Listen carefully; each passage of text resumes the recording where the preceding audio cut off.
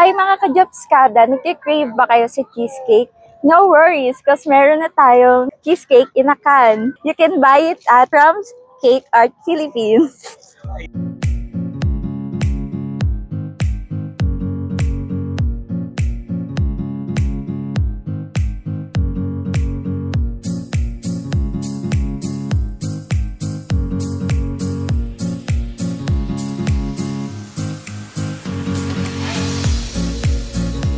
I-rate ko siya 10 out of 10. Kung wala kang budget, pwede siya. Panapan siya sa Sans Rival ng Contis. Ngayon, titikman ko ulit kasi nakalimutan ko yung pangalan ko eh. Sobrang sarap. Sans Rival, 10 out of 10 din siya.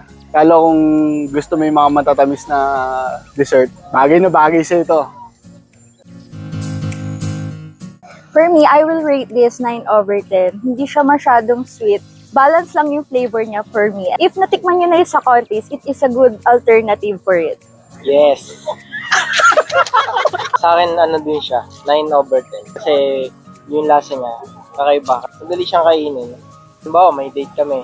Pwede kong ibigay sa kanya. Pwede namin dalhin to or kainin. 9 over 10 siya.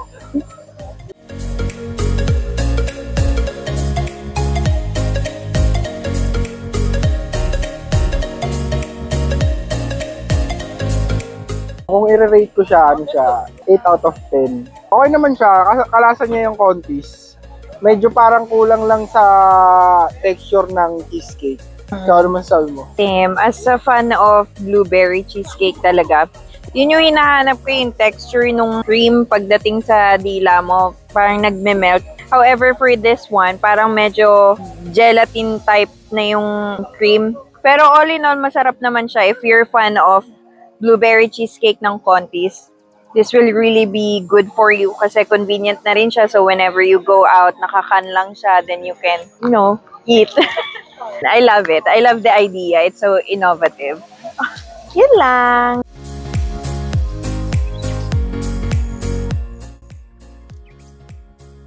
Panalo mga ka-Jobskada, premium yung lasa niya. Kung nakatikim na kayo nung sa Contis, na Sans Rival, pinagsama yung Sans Rival nila plus yung pistachio flavor. Parang nagme-melt talaga sa bibig yung lahat ng flavor niya. All in one na. Good thing pa dito sa kanilang cheesecake, nasa can siya. Very convenient dalhin kahit saan. Katulad ngayon nadala namin siya dito sa Vermosa para dito namin tikman while having our coffee bonding on a Sunday night. Kaya ano pang iniintay nyo? Order na kayo sa Crumbs Cake Art Philippines.